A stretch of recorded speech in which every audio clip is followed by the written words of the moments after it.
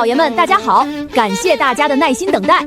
我在兽人部落修城墙第2季开播了。上一季我从天上掉进了兽室，差点就被巫毒扇，差点就被拖上祭坛，结果阴差阳错，就定来自觉醒了天宫之力。我带着这帮兽人搞基建、修城墙、扛兽巢，最后硬生生在荒原上建起了第1座城。可城市建起来了，接下来真正的麻烦才刚开始。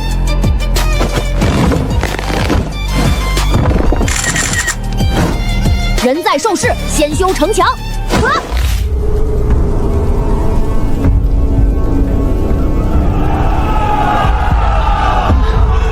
赢了，我们活下来了。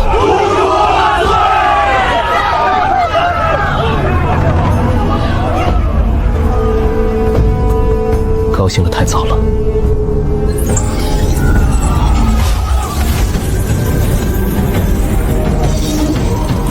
外墙承重结构，大面积清损。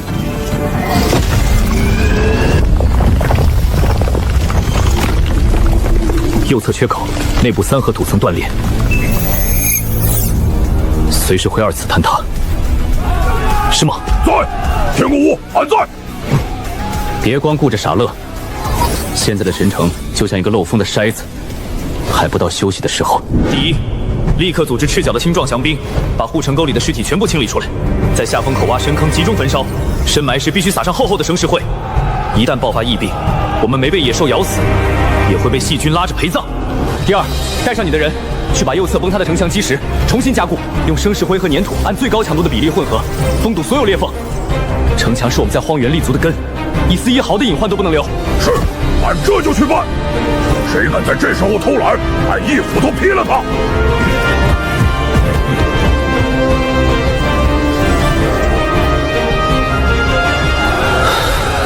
清水、粮仓、城墙、制度，真正的文明博弈才刚刚开始。兽骨风铃阵只会被10里内大量狂暴气血触发。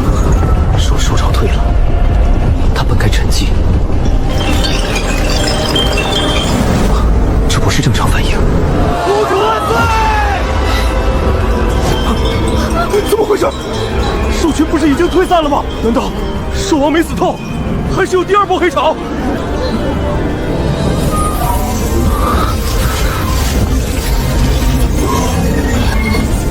没有红色热源群，原本该升温的地热能量网变成了深蓝色。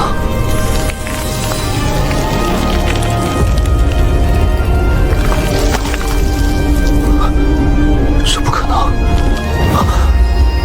现在才刚刚入秋，北风不该带来这种白霜。百灾寒潮，本该3年后才来的百灾，被黑潮兽王提前引爆了。逃？往哪儿逃？离开城墙，就是死路一条。所有人，立刻停止一切庆祝，把所有的水膏搬进室内，把所有的火坑点燃。那风铃不是在为野兽预警，那是北风送来的战书。白遭寒潮提前降临了，从现在起，神城进入90天倒计时。我不管老天爷要冻死多少人，只要在这座城里，老子就绝不让他带走一条命。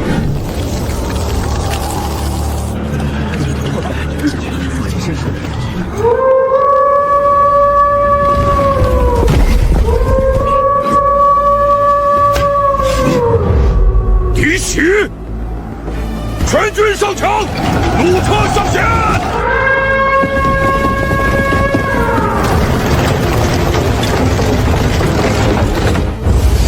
锁定峡谷口，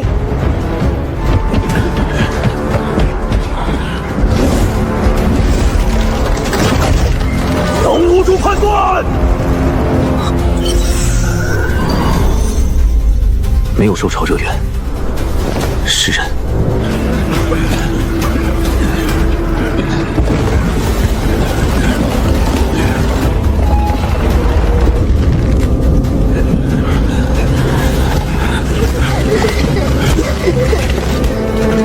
惨，太惨了！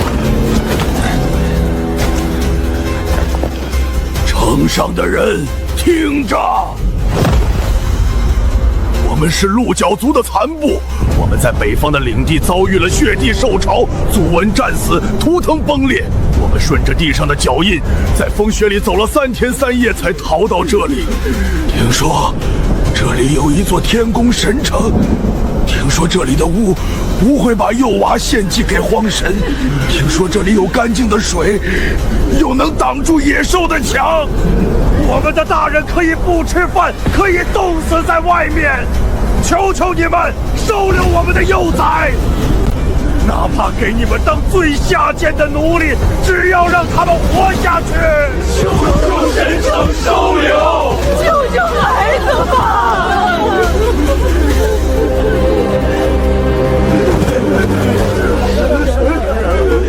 ！30天前，他们也曾这样绝望等死。要不先把孩子放下来？不许动！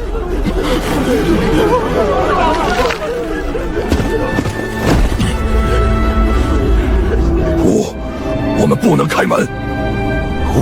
您不要忘了，白在寒潮提前了，只剩下不到90天。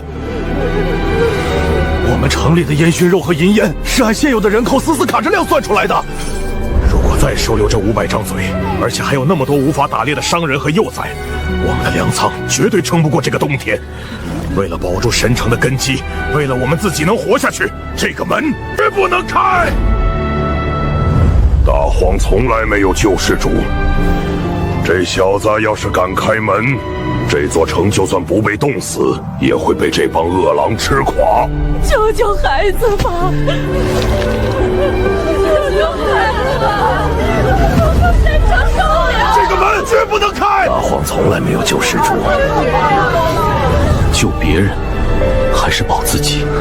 如果当初我也只算粮食和风险，如果建一座城只是为了像野兽一样苟延残喘，那我和赤骨王和旧神殿又有什么区别？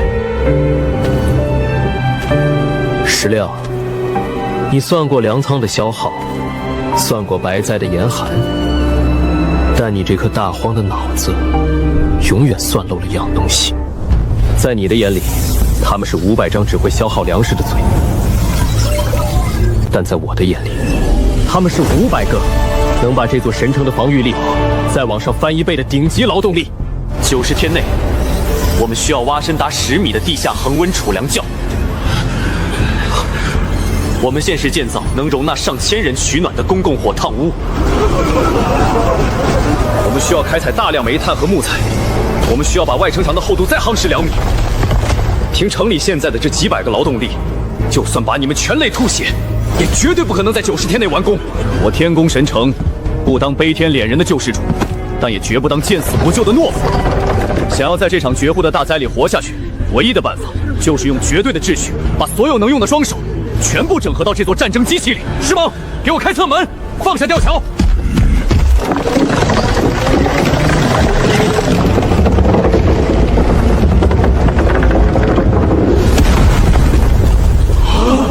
谢屋主恩典，谢神城救命之恩。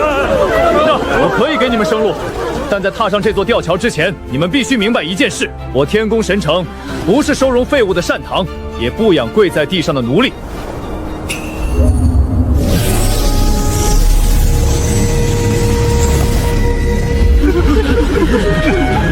入我神城者，必须遵守天宫3律。第一，登记造册，所有人按族群、年龄、特强，在城门内向户籍官报备。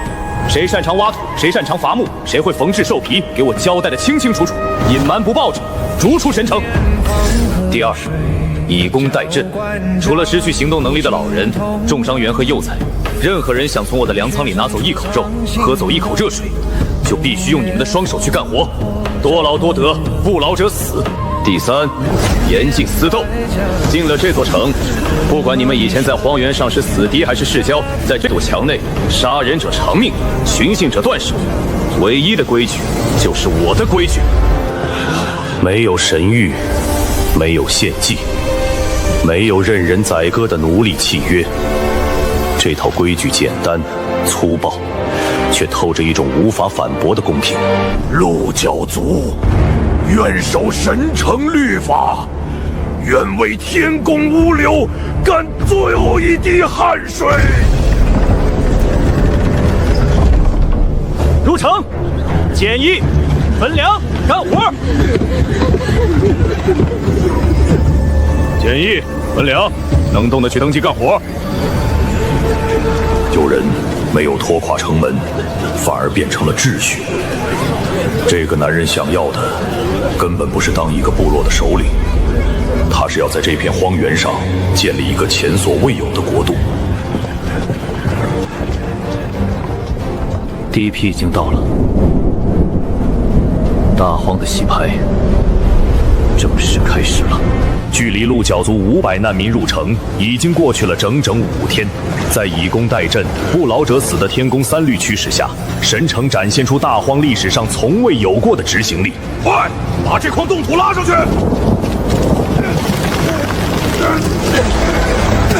再来一筐，别停！为了换取那一口能救命的热汤，他们爆发出惊人的求生潜能。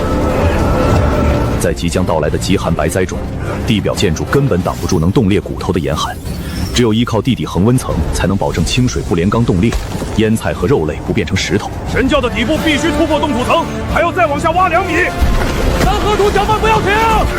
蛇之会不够了，去天武房找桑真主管催。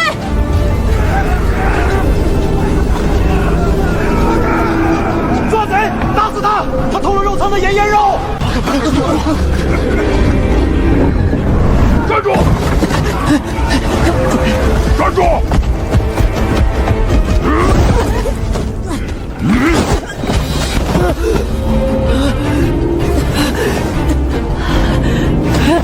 他还护着肉！混账东西，死到临头还敢吃！白灾前，粮食就是命。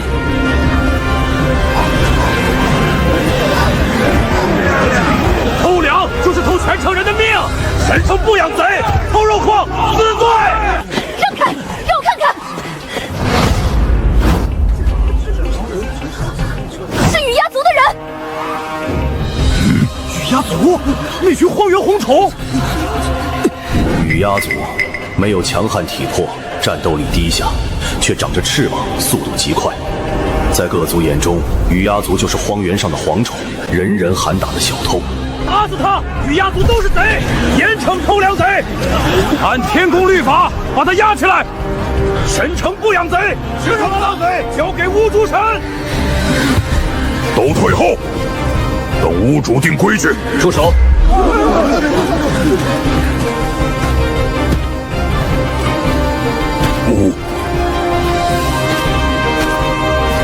叫什么名字？灰鸦。为什么要偷？我妹妹在城外10里的破庙里快冻死了，她发着高烧，如果再吃不上一口肉，喝不上一口盐水，她熬不过今晚。偷就是偷，别拿弱小当借口。神城有规矩，只要你肯干活，就能换到热汤和肉。你既然有着力气翻越肉仓的栅栏，为什么不在城门口登记做工？做工？我去了好几个部落求他们收留我干活，结果呢？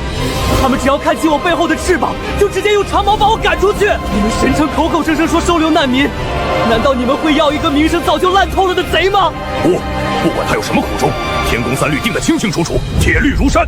在严冬面前，粮食的规矩绝不能破。如果不重罚他，以后城里几千人，人人都拿苦衷当理由，神城的秩序就彻底崩了。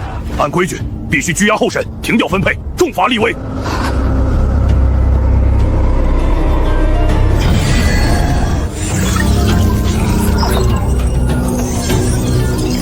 在许燕的世界中，地上的灰鸦不再是一个肮脏的小偷，骨骼密度极低，中空蜂窝状结构，重量只有同等体型人类的30%，风速流体感知极度敏锐，视觉系统异常，动态视力和远视距调节能力极强。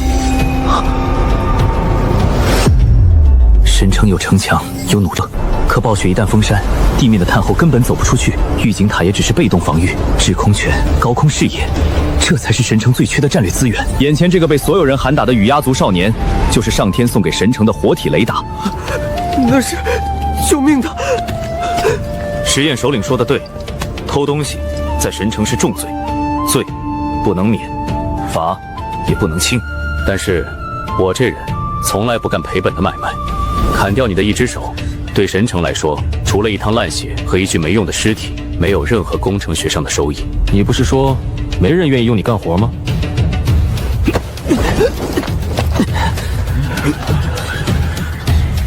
今天，老子就给你一份活干。看到那座塔了吗？从今天起，你，灰鸦，就是我天宫神城第一任高空侦察兵。你的这双翅膀眼睛，不再是用来偷鸡摸狗的烂工具。我要你每天飞上云层，给我死死盯着北方，哪里有兽群集结，哪里有暴风雪过境，你要比城里的所有人都先看到。听懂了吗？灰鸦，干还是不干？只要有价值，哪怕是贼，也能成为神城的利刃。第一任高空侦察兵，我也是有用的吗？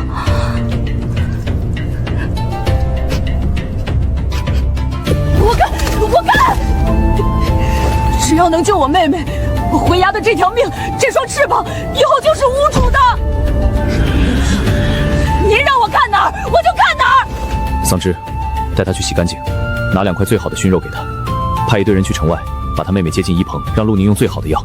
吃饱之后，立刻给我飞上去。百灾的先头部队随时可能逼近，我要神城的头顶永远悬着一双眼睛。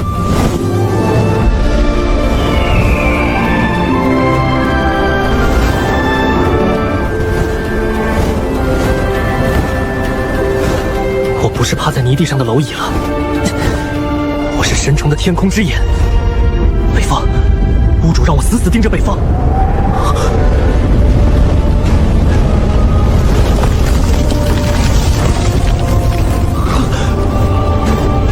那不是雪，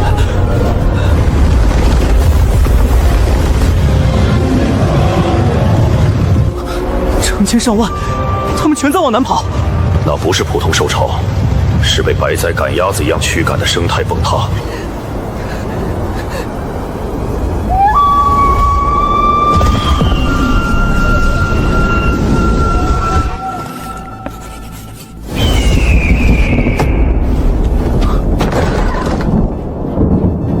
凛冬已至，传令全城，击剑加速，准备迎敌。风石阵，不是逃难队，他们浑身都是狂暴气血，像在巡视领地，速度好快，是白狼族。在大荒，白狼族是出了名的掠夺者和强战种族，他们信奉绝对力量，所过之处犹如蝗虫过境，必须马上通知神城。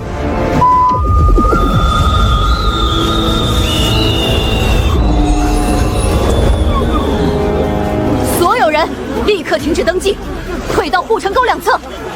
天宫军结阵。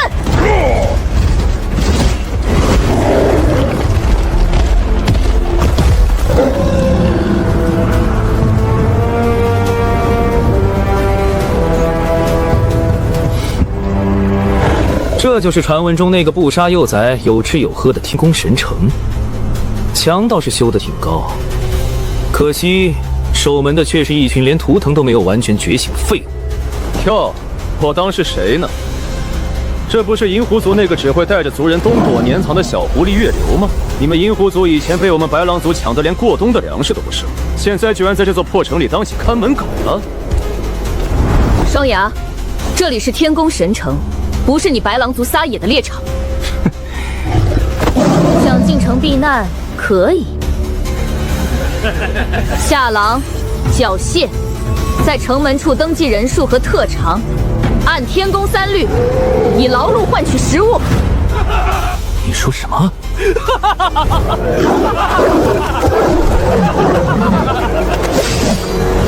月里，你是是不是在这个破地方待傻了？大荒的规矩永远是强者吃肉，弱者让路。我们白狼族虽然被黑潮冲散了领地，但我们依然是这片荒原上最锋利的刀。能让我们白狼族入住，是这座城的荣幸。你们那个什么狗屁天宫屋，应该亲自滚出来，把最好的肉和最暖和的屋子双手奉上。现在，立刻给本少主把路让开！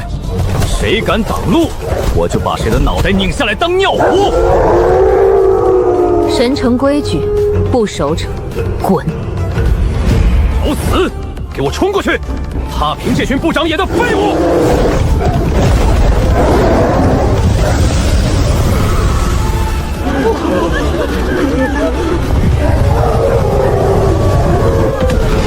天宫军又被撕碎了！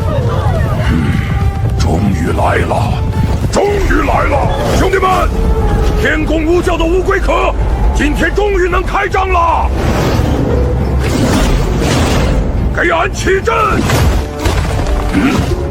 这不是大荒传统木板防具，这是许燕结合古代阵和现代力学，专门为高强度冲击设计的天宫盾阵。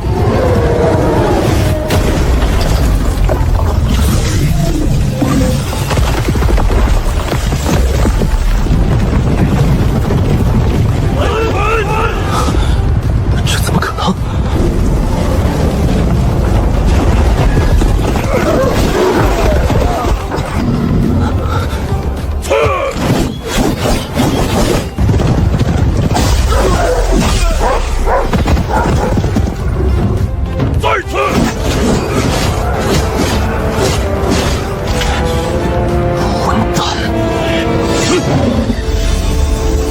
破开那个王八铁子！啊！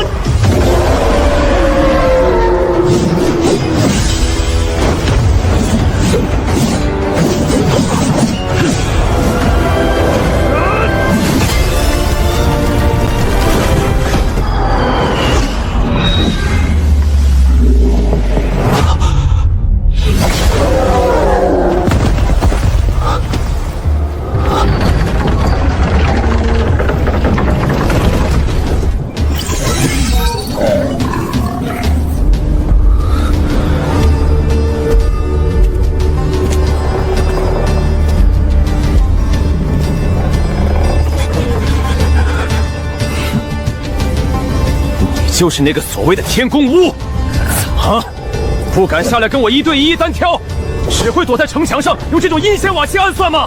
算什么大荒勇士？单挑？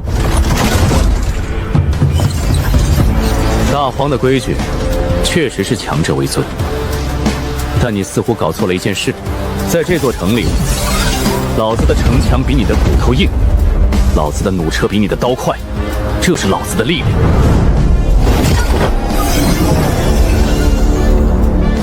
现在，我给你最后一次机会，立刻下狼，放下武器，去城门口排队登记。或者，带着你那可笑的骄傲，站着死在我的弩车之下。少主，我们冲不过去的，那是能杀6阶守王的武器啊！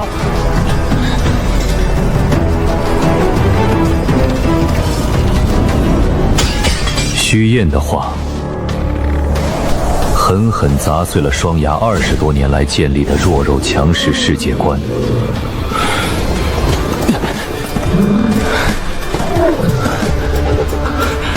白狼族愿缴械，我们排队登记。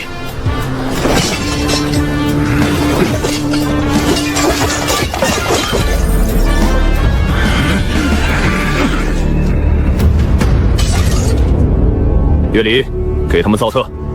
列队造册。坐狼统一关入兽棚集中管理。既然他们白狼族精力胖碰，那从今天起，内城地下主粮教最底层的坚冰层就由他们负责开凿。一天挖不出定量的冰土，一天不准发肉汤。是。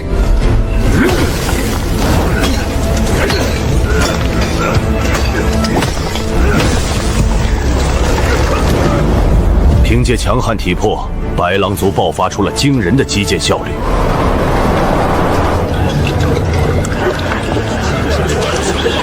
随着牛角族、羽鸦族、白狼族以及零星流亡者涌入，鹿鸣城人口迎来爆炸式增长。混蛋！你们白龙族凭什么抢我们牛角族的石灰推车？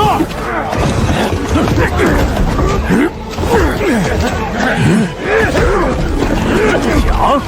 大皇上谁的力气大，东西就是谁的。你们这群食草的软骨头，也配用最好的推车？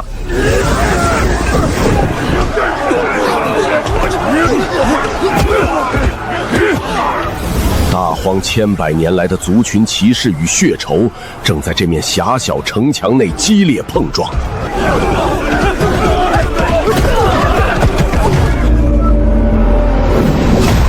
都给俺住手！想尝尝天宫律法吗？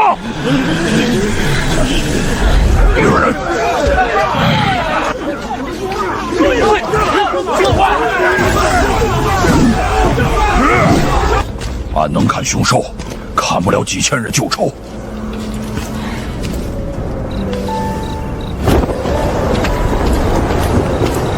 多族矛盾失控规划来的小怪兽。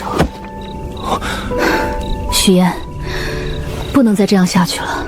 城里现在有5个不同族群，几千人，每天因为抢工具、抢火炕位置，甚至因为一个眼神爆发的冲突就有几10起。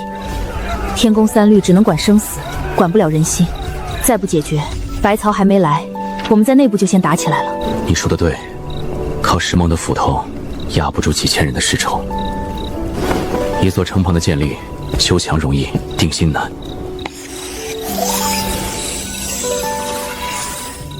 传令下去，停下内城广场的铺砖工程，把所有上好铁木全部集中到这里。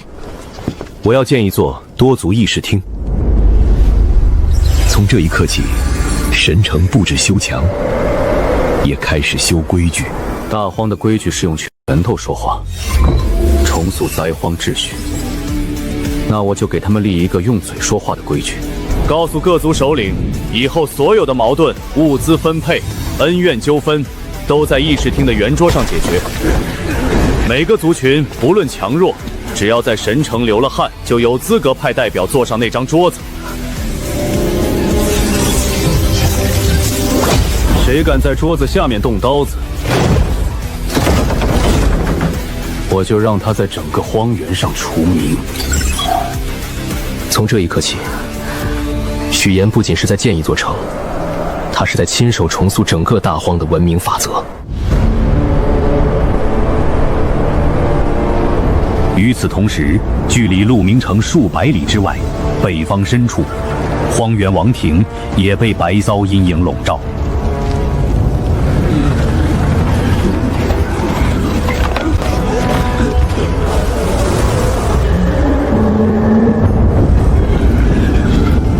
神奇已至，王的意志不可违。她本是青鸾族的圣女。部落被赤骨王吞并后，他为了保护残存的族人，被迫成为了这笼中之鸟。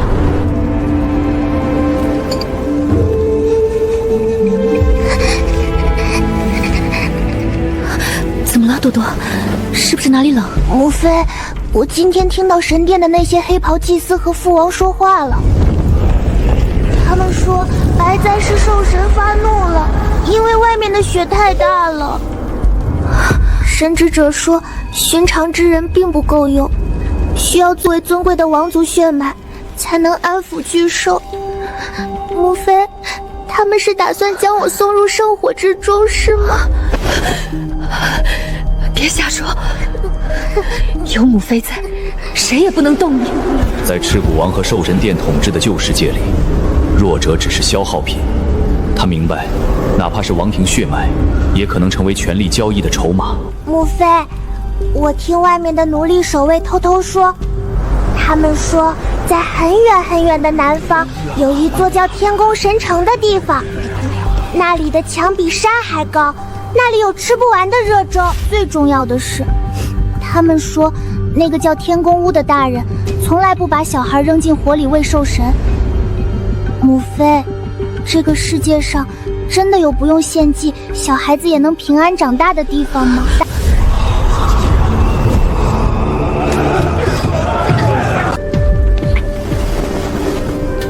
母妃不知道那里到底是什么样，但如果有，母妃就算拼了这条命，也会把你送过去。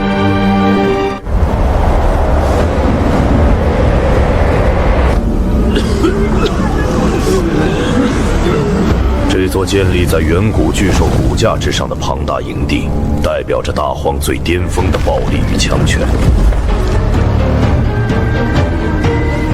你是说，南边那片原本连鸟都不拉屎的废土上，凭空冒出了一座城？回大王，千真万确，那座城叫天宫神城。城墙有5米多高，全是灰白色石头夯得死死的，连8阶凶兽都撞不开。他们城里有吃不完的精盐，永远不会腐烂的熏肉，还有一种不用图腾之力就能射杀巨兽的恐怖大弩。最邪门的是那个自称天宫巫的首领，他不仅不献祭幼崽，还四处收容流亡的弱族。现在鹿角、白狼、银狐好几个族群的残部都投靠了他，城里的人口已经快过3000了。人口快过3000。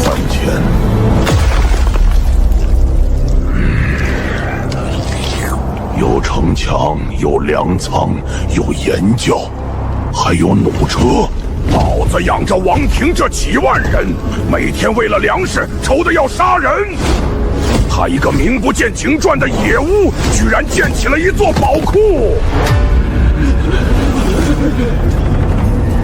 大王，此人不可留。那个天宫巫公然宣扬不需要献祭，这是对兽神最大的亵渎。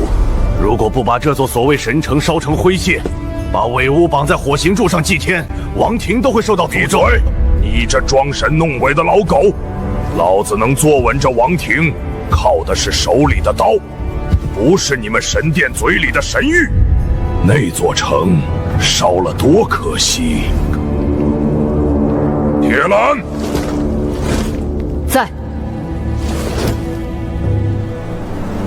带上你的铁松先锋营，立刻南下，给我把那座天宫神城围了。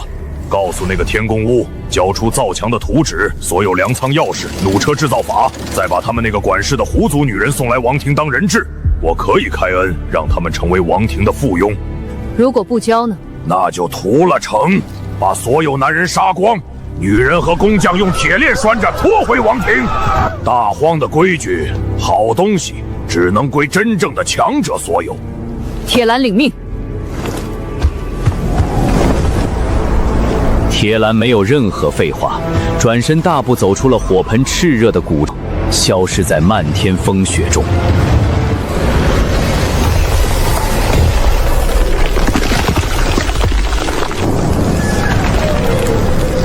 大荒的温度正在以一种违背自然常理的速度疯狂暴跌。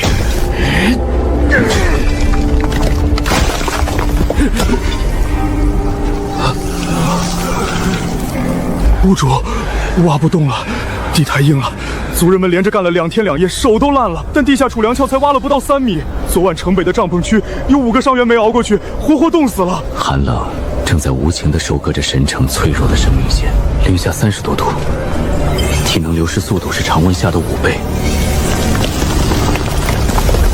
如果再这样强行施工，神窖还没挖出来，城里的人就要先死绝了。神法，这是神法，是兽神的诅咒。那个天宫巫亵渎了兽神，族把了活体献祭。再这样下去，我们所有人都会被冻成冰雕。只有重新向神明献上祭品，才能平息神怒。兽神息怒，别再强宰了！离开妖城，重新求神，才有活路。雪，人心快散了。旧神殿的探子在煽动恐慌，如果不能立刻解决取暖问题，等不到王庭的人来，我们自己就先崩溃了。神法，神法可笑。在落后的文明里，战胜迷信的唯一武器，就是超出他们认知极限的物理奇迹。停下所有露天挖掘工作！把地寒族的工兵大队给我调过来，放千挖粮窖，全部转移到城西那3座新建好的大通铺去。石猛，把库房里囤积的所有干柴和昨天刚开采出来的黑石全部拉过去。是。桑稚，把那些用泥巴和石灰砌好的排烟管道给我接死，一丝烟都不能漏进屋里。好。那些大通铺虽然有屋顶，可里面就是黄泥垒的长条土台子，连张兽皮垫子都没有，睡在上面比睡在冰上还冷啊！冷不冷，老子说了算。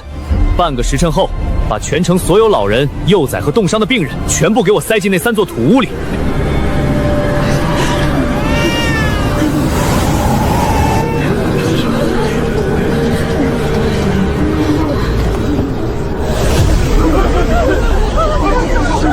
看吧，天宫屋已经疯了。他不仅救不了我们，还要把我们关在土屋里活活冻死。这就是违背兽神的下场。是不是找死？你们马上就知道了。点火！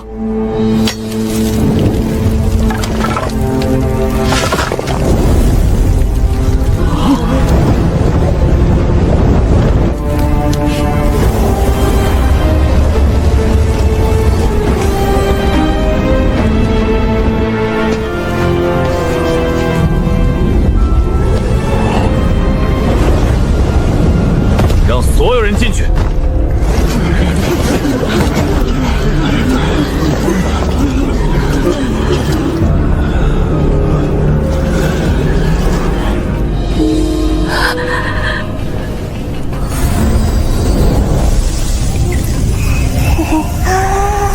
哇，好暖和！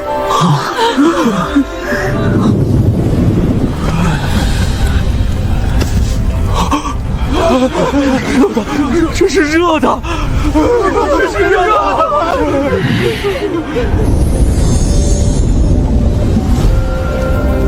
整个屋子的温度在短短1炷香内，从零下升到了有如初夏般的温暖。活过来了，我的手能动了。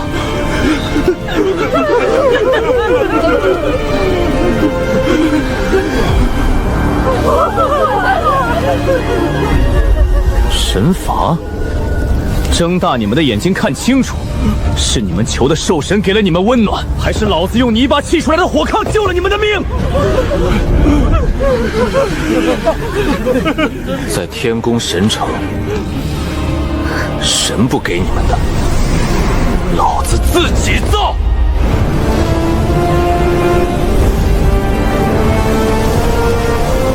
谁再敢在城里散播一句神罚的废话，我就把他扒光了，绑在城墙上，让他去问问兽神冷不冷。人心在这一刻不仅被稳住了，更被许燕那犹如神明造物般的工程学死死焊在了一起。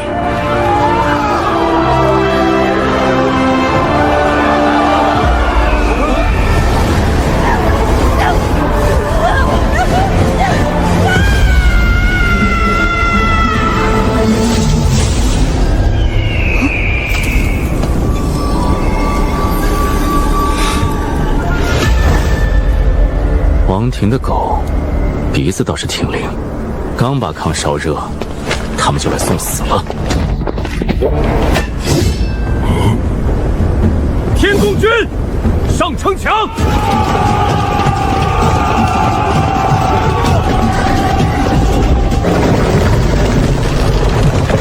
绞盘拉满！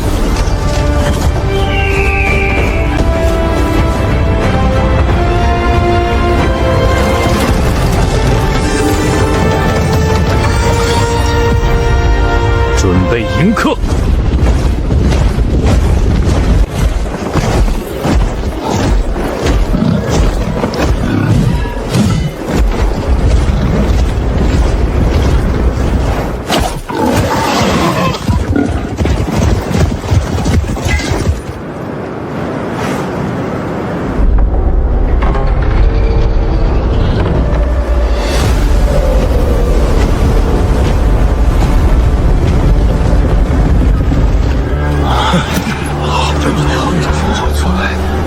哪里是什么流亡部落的破落营地？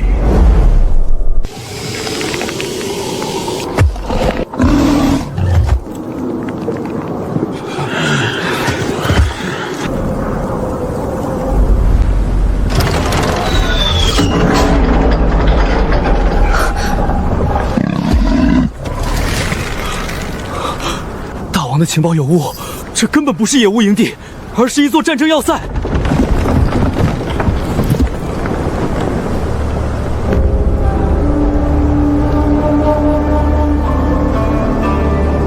城上的人听着，我乃荒原王庭先锋大将铁兰，奉赤骨王之命前来接管这座营地。让你们那个什么天宫屋滚出来答话！交出造墙的图纸、粮仓的钥匙和弩车，再把你们管事的狐族女人送去王庭做人质。赤骨王可以开恩，赐予你们成为王庭附庸的荣耀，否则大军压境，城破之日，鸡犬不留。送去王庭做人质。哼！王庭要把神城变附庸。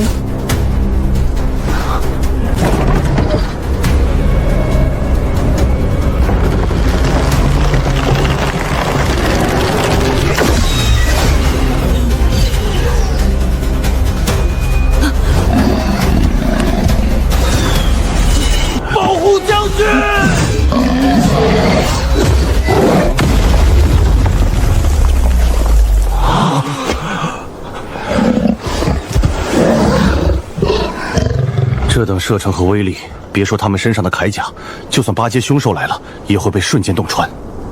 回去告诉赤骨王，我天宫神城不收奴隶，也不给人当狗。他要是眼馋我的城，就让他亲自带着脑袋来换。现在，带着你的人给我滚出弩车的射程。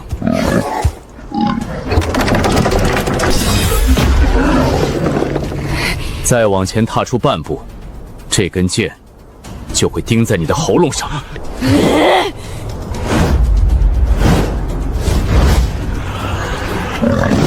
天宫屋，你狂妄不了多久的。等王庭主力一到，我看你拿什么挡！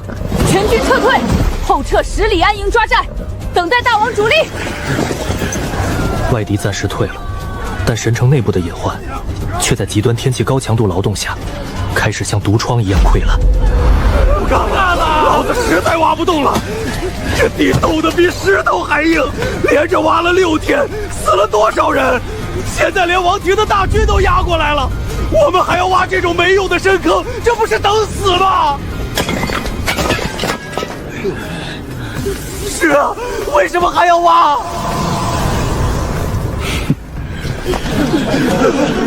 根本就不是白灾！我爷爷活了60岁，他说大荒的白灾30年才一次，明明还有3年才到，这只不过是一场早来的秋雪罢了。那个天宫屋根本就是在骗我们，他制造白灾恐慌，就是为了把我们当免费的奴隶，让我们没日没夜给他造成，最后活活累死。反了，我们不干了，我们要休息。都给俺闭嘴！拿起你们的铲子！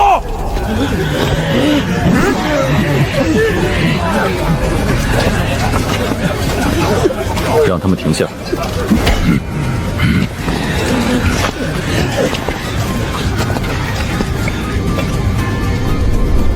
工程管理中，当施工队对图纸产生根本性怀疑时，靠鞭子是没用的。问题的根源不是懒惰，而是信任的断裂。必须拿出绝对的数据。你说，这不是白灾？对，这只是普通的风雪，你是在制造恐慌，奴役我们。石猛、双牙，带上你们手底下最精锐的10个兄弟。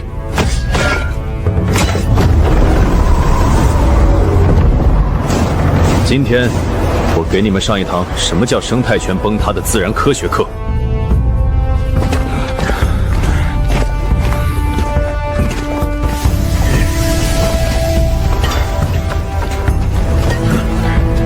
就在这里，往下挖。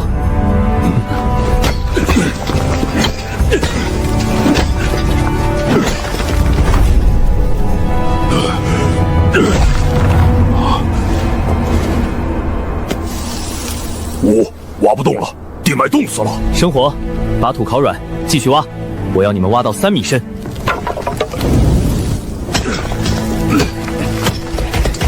足足耗费2个时辰，在烤化无数次土层后，一个深达3米的大坑终于成型。停！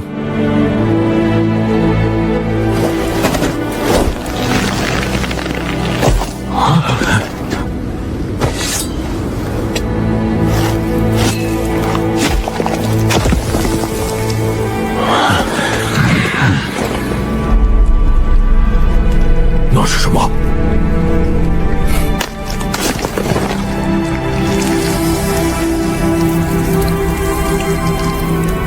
这是酸地红武。没错，钻地红乌，大荒最低阶的节肢动物。普通冬天，它们只需要钻到地下半米，就能安全越冬。但现在，它们拼了命地钻到了地下3米。他们在逃避地表即将到来的绝对零度。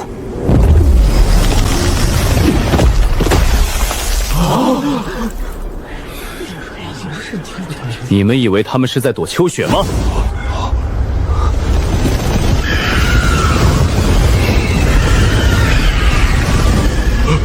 那是玄冰鸟，玄冰鸟是最喜欢严寒的神鸟，它们从来不会离开极北之地，它们怎么会往南边跑？因为极北之地已经没有活物了。黑潮兽王的提前苏醒，彻底撕裂了北方的地热层。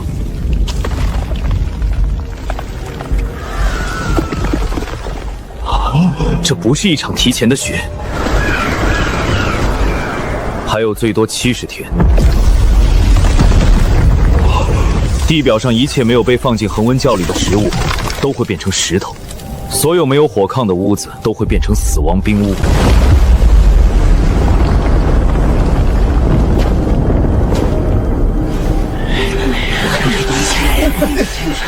现在，还有谁觉得老子是在奴役你们？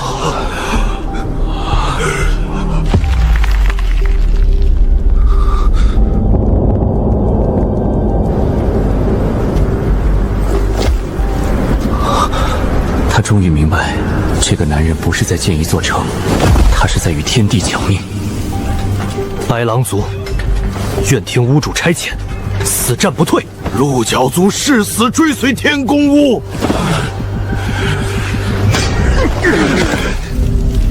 当生存的恐惧被彻底点燃，他们将化身为最恐怖的基建狂谋。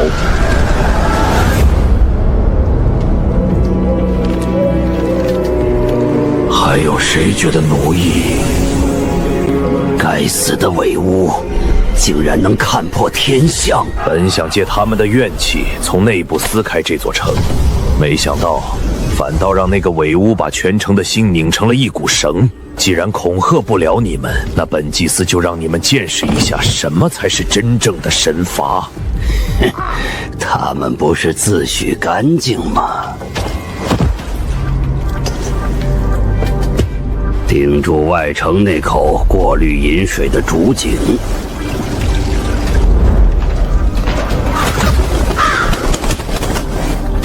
我要让这座自诩干净的神城变成一座瘟疫的炼狱。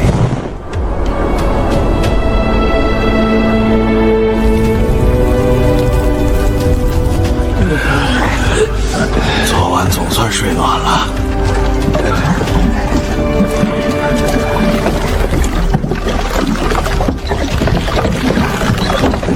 快些，劳工营那边等着煮粥。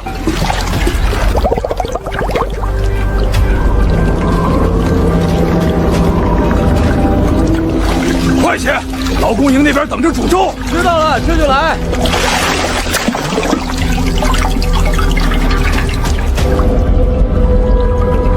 这水怎么感觉有点浑？后面还等着打水呢。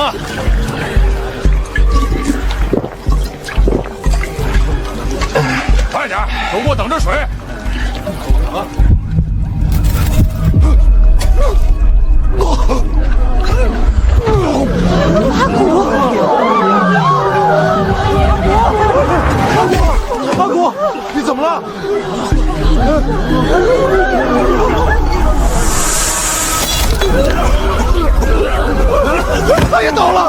那边也有人不对。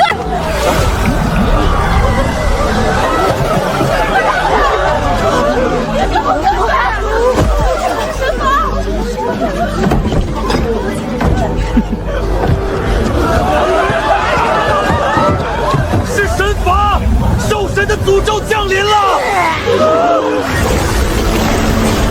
大家看啊，这就是追随伪巫的下场。伪巫是神明，天宫巫违背祖宗的规矩，不献祭幼崽，惹怒了天上的神明。神明降下瘟疫，让我们的水变成了毒水。兽神息怒，再待在这座妖城里，我们全都会浑身烂透而死。住口！谁在妖焰火中？让开！退后！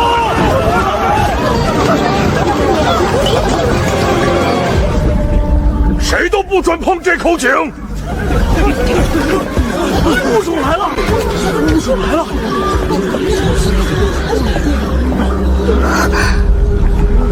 陆宁，白鹿一族的传人，也是大荒中极少数懂得使用草药的医者。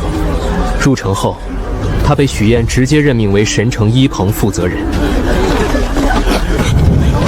屋主，这水有古怪，喝了的人全倒了。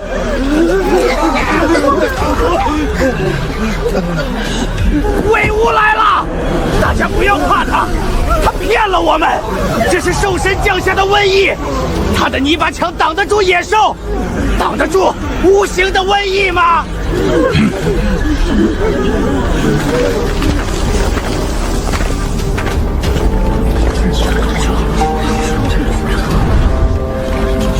死不量力。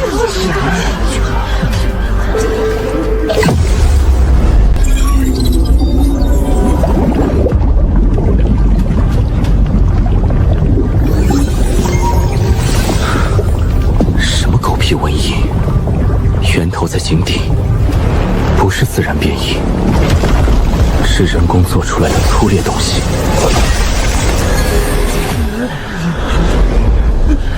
你看到什么？神罚？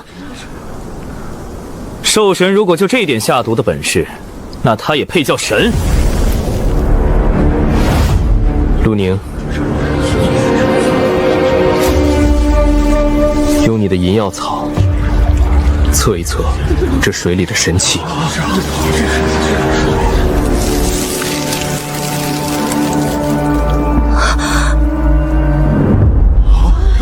草黑了！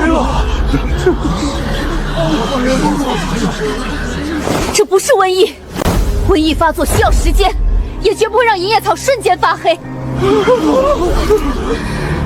这是人为污染。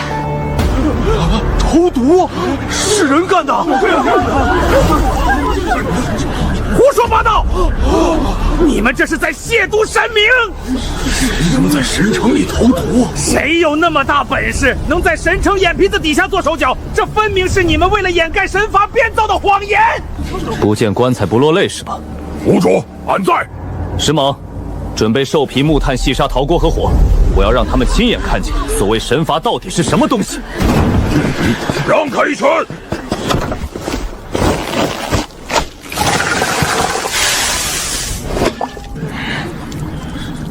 看清楚，所谓神罚，就先从这里过一遍。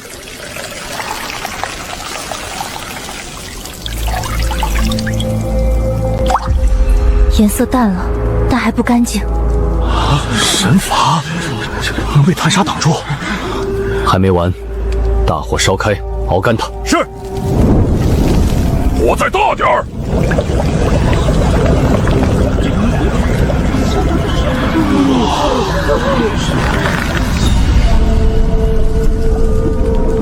够了。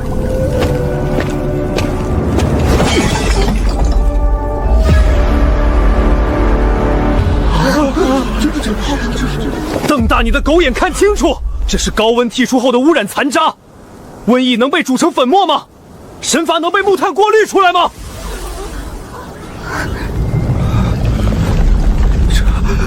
这不可能！在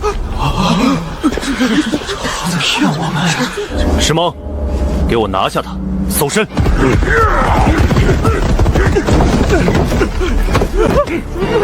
你们敢！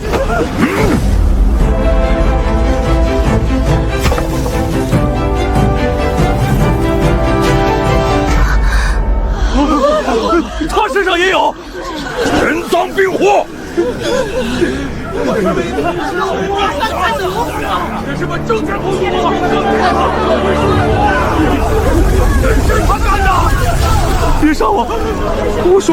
我都说是黑羽大祭司，是神殿派我来的。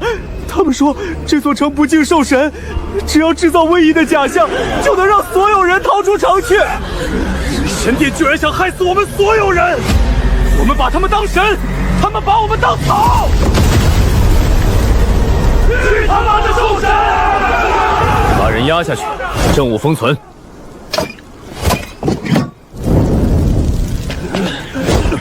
封锁所有水井，逐口敬礼。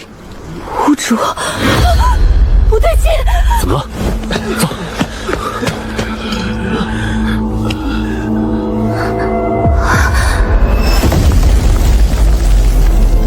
毒，不对，毒变异了。昨晚的极度深寒改变了毒里的病史。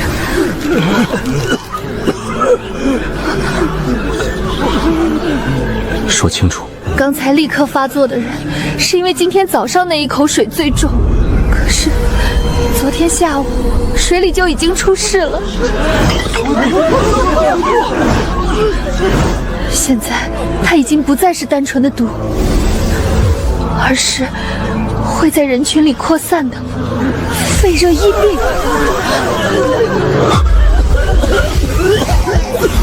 他们昨天都做过去。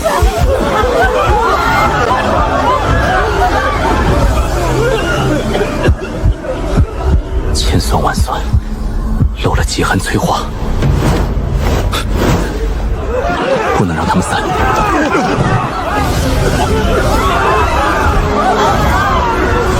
在这个没有药的世界，一场真正疫病，比10个赤骨王还可怕！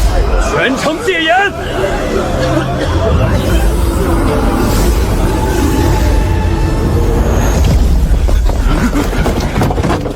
外城封锁，所有咳嗽发热的人全部就地控制。石猛，带人戴上厚兽皮口罩，把城西未完工的火炕大屋清出来，建立强制隔离区。陆宁，烧开水。退后，不准取水。所有水都要烧开后再统一分配。从现在起，全城任何人不准喝一口生水。让我过去，我家人在里面。退回县内，不准随意走动，所有人按区域站住。想活就别乱跑。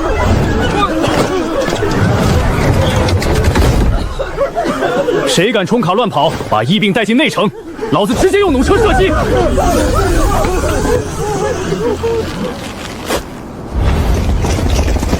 按屋主命令分队，先把咳嗽最重的分出来。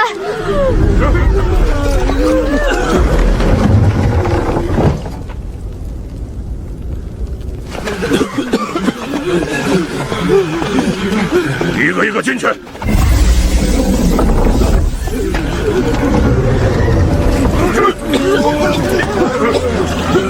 大荒的死神这一次没有带刀剑，而是带着无形的疫病推开了天宫神城的大门。快，用草木灰覆盖它的藤叶，然后用蛇石灰把这块地砖彻底盖住，任何人都不能踩踏。屋主有令，隔离区100步之内列为禁地。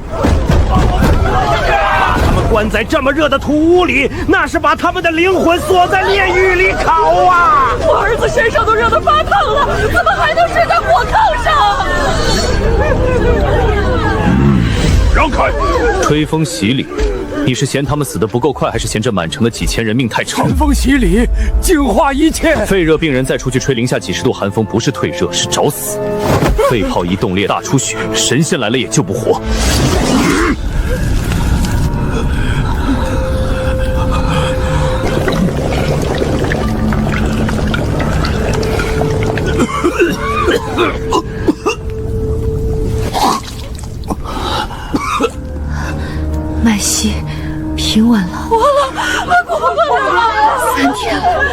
终于，许愿，零新增。天宫屋挡住了死神！去他妈的兽神诅咒！天宫屋才是我们真正的神！干得不错，你现在算是一个合格的医馆馆长了。如果不是屋主坚持用火炕维持温度，我的草药根本发挥不了作用。白灾倒计时还在走，外城墙的加高工程一刻都不能停。许言，疫病虽然压下去了，但城北的劳工营出事了，白狼族和银狐族打起来了，不是普通的斗殴，是动了刀子。原因？双牙炸了。他说白狼族出力最多，可兽皮先给了守塔巡墙的银狐斥候，他认定银狐族卡白狼的命，他还骂银狐族是弱族，还打伤了拦路的银狐老人。去议事厅，今天老子就教教他。什么叫规矩之下，万族平等？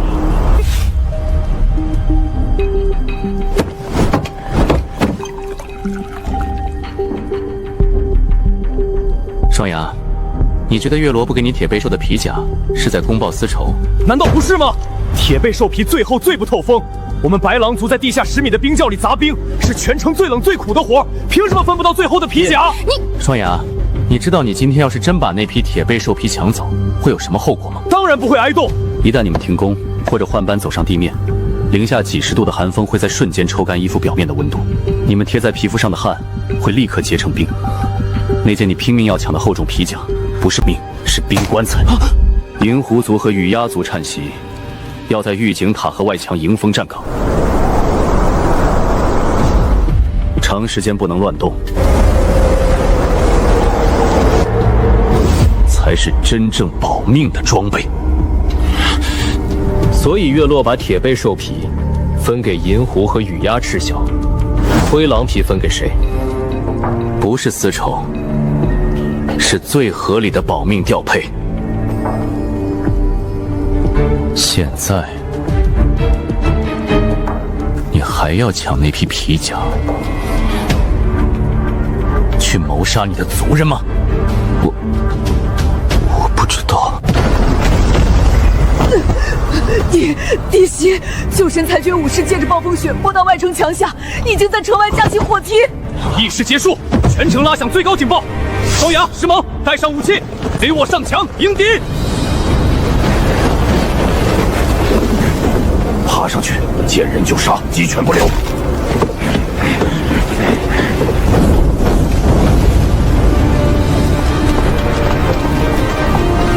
什么？神殿的狗爬得够辛苦的。清场。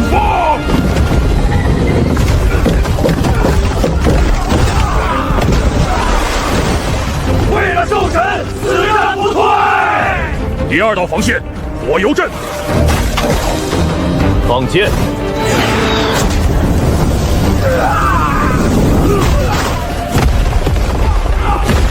九阶玄冰兽铠甲。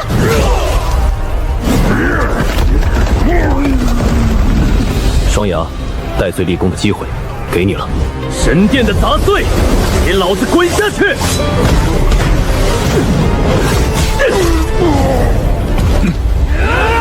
痛快！再来！许燕，你这渡神的异端，兽神之怒，王者苏醒！那是什么怪物？装神弄鬼，失去了肌肉弹性和气血支撑，这种破铜烂铁也配叫工程兽？给老子破！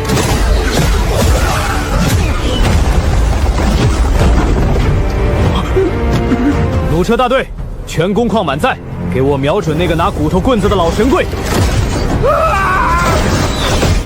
许愿，你等着！屋主，那老狗跑不远，俺也去追，砍了他的脑袋！不用追了，杀一条丧家之犬没有意义，留着他那条命，让他去王庭给赤骨报信，传令下去，打扫战场。明天一早，全面启动东城扩建。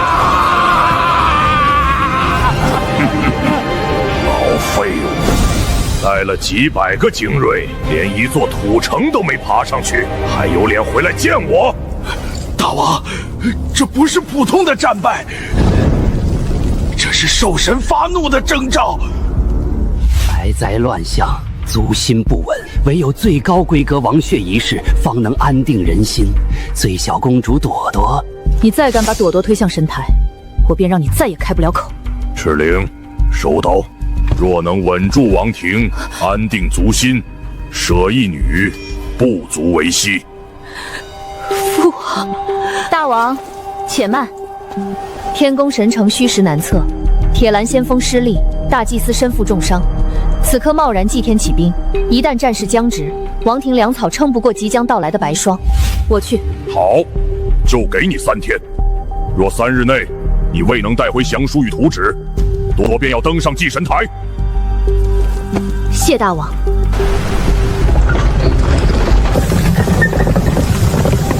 他自己转起来了。少见多怪，这叫水力势能转化。报！北方发现队伍，打着荒原王庭使者的旗号，领头的是个女人。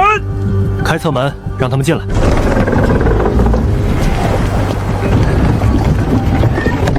姓名、部落、人数。拿着牌子去3号火炭屋领你的热粥和熏肉。这怎么可能？不用献祭，也能这样活下去。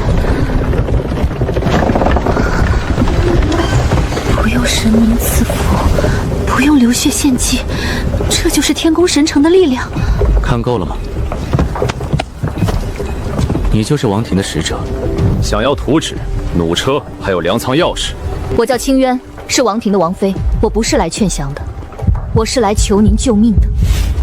我不是赤骨王的人。明天正午，旧神殿会带走朵朵，兵力、粮道、神殿入口都在这儿。救他，王庭核心情报归你。人可以救，但从现在起，你是神城在王庭的眼睛。粮道一断，王庭必乱。石猛，双牙，在，属下在。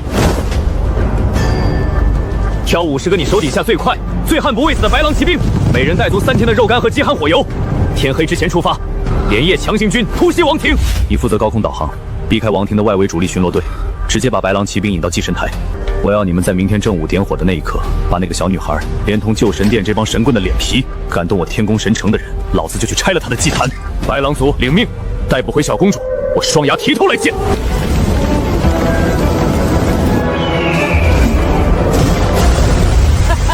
神明的火，在天宫神城的科学灭火器面前，连个屁都不是。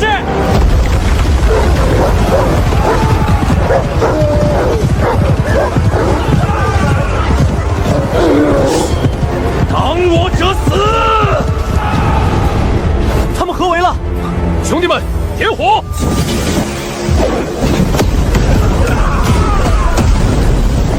冲！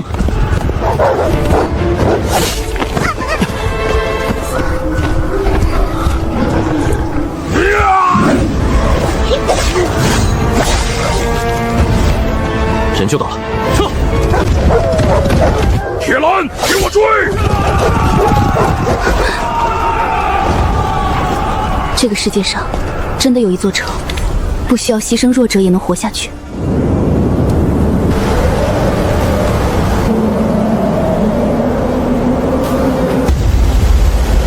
风雪彻底封锁了天宫神城。昨夜战利品清点完毕，朵朵已经在医馆醒来，赤炼已经开始清洗先锋营里那些死忠于赤骨王的亲信。意料之中。这是双岩交出的白狼族族长印信，从今天起，白狼族正归入天宫军常备骑兵团。让他明天带人配合铁红族去开采城北矿脉。既然入了边，就别想吃白饭。天宫叔叔，过来。你会把朵朵送回去吗？朵朵在王庭就是祭品。这里没有兽神，也没有祭坛，只要你站在天宫神城里，谁也没资格决定你该死。别说赤骨王，就算是天上的神想带走你，也得先问问老子这几万根弩弹同不同意。那母妃呢？你母妃正在做这片荒原上最重要的一件事。人没救回来，还折了500精锐。天宫神城有连射弩车、瞬间炸烈火的怪物武器，白狼骑兵拼死冲阵，先锋根本无法近身。一群废物！大王，议和失败了，天宫根本不是人，他们把使者团全抓了。还扬言，您只要敢踏入神城100里之内，就要把王庭粮仓加成不破了。传王令，所有附庸所有兵力，3天内全线集结，放弃王庭，全军南下。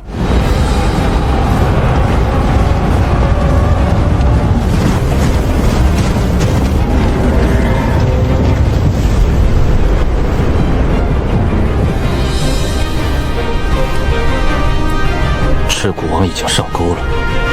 双牙，告诉铁林，把他那3万大军给我往黑水河的断崖里狠狠地赶。